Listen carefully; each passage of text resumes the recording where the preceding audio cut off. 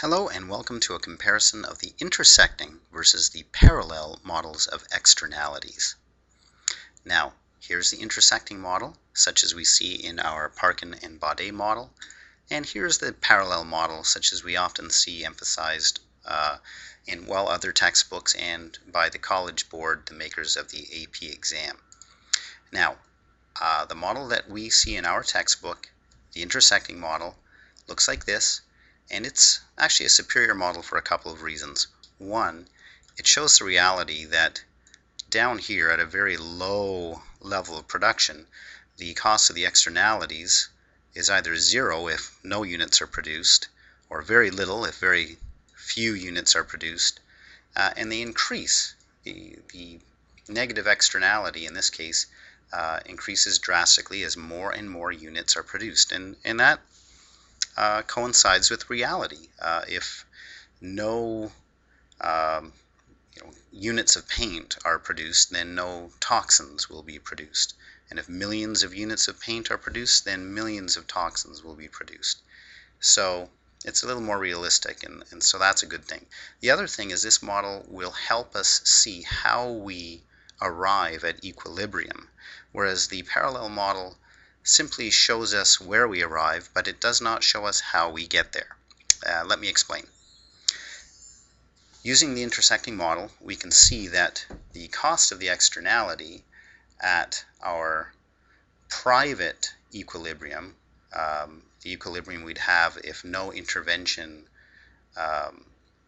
was pursued by the government, we see that the cost of the externality is this much, the space between our private costs and our total social costs.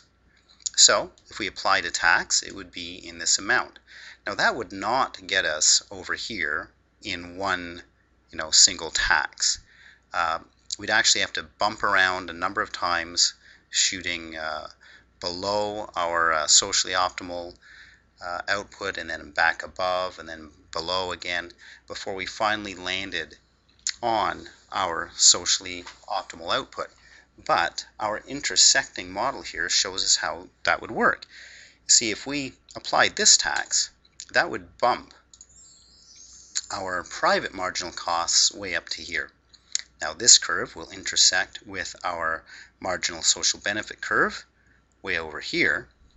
And as you can see, we will greatly overshoot our socially optimal output.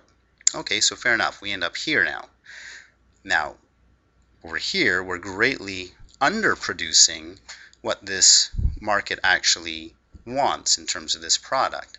Although there's a negative externality, we still do want this socially optimal quantity, and we're not producing nearly enough.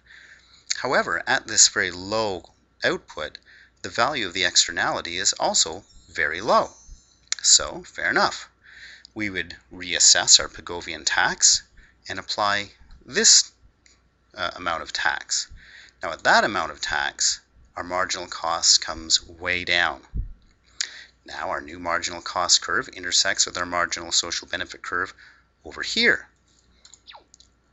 Again, we have overshot our socially optimal output, but not by that much. So fair enough. Now we're over here. Again, we reassess the tax.